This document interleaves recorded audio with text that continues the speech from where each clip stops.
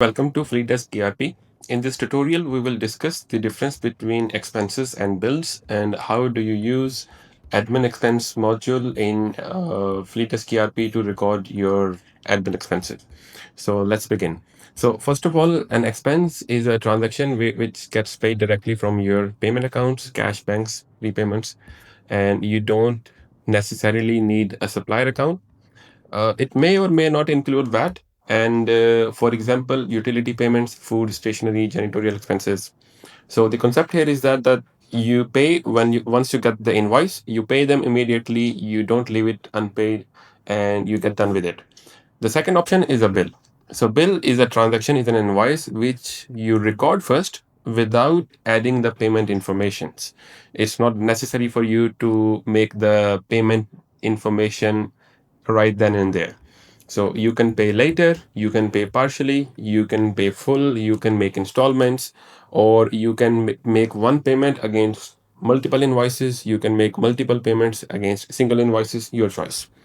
You can left it unpaid until you decide to pay, and supplier account is going to be a mandatory thing. And the examples here are rent invoices. For example, we get one invoice and we make four payments throughout the year, and we make a vehicle purchase and then we make them payments in multiple installments. So these two are totally different things. So for bills, we are going to use purchase form, CH. And for expenses, we are going to use admin expenses. So let's begin. So admin expenses. Once you go to the left-hand menu, you can just search admin expense. Once you get it, you open here. As usual, you will get the list of existing expenses here, and then we can add a new expense from here. So the first thing, reference ID, this is our system's internal ID, and then you need to add bill number. So whatever invoice you are getting, let's say in this example, I'm going to add an electricity bill. This is the example that I'm going to take. So if you will open your Diva or any other invoice, you will see that there is a bill number. So whatever is that bill number, you can add that here. Then there is a date. This is going to be the date when you made the payment.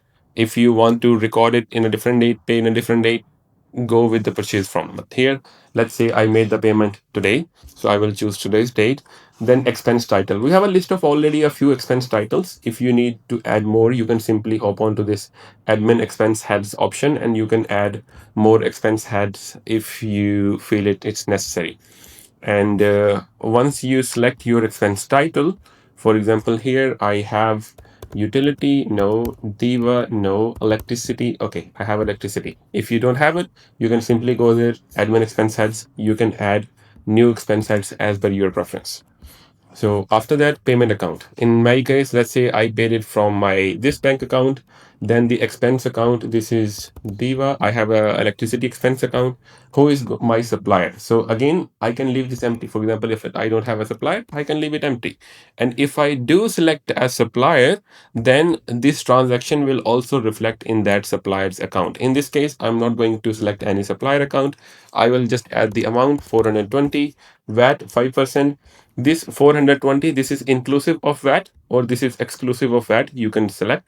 And if there is no VAT at all, you can simply make this one as 0. I will keep it as 5% and then tax inclusive remarks, Diva September 25.